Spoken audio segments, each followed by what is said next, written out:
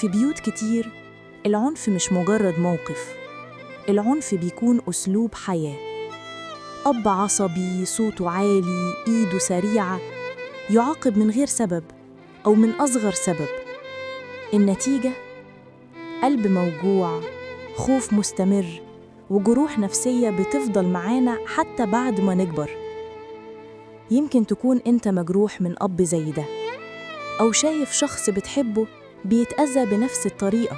إحنا هنا علشان نقولك أنت مش لوحدك، اللي حصل معاك مش طبيعي ومش لازم تتحمل ده وحدك. عاوزين نشجع كل واحد أو واحدة اتأذت من العنف الأسري.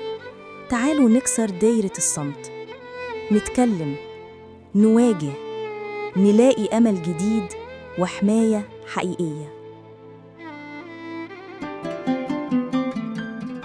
وجدتها. اللؤى أصل الحكاية.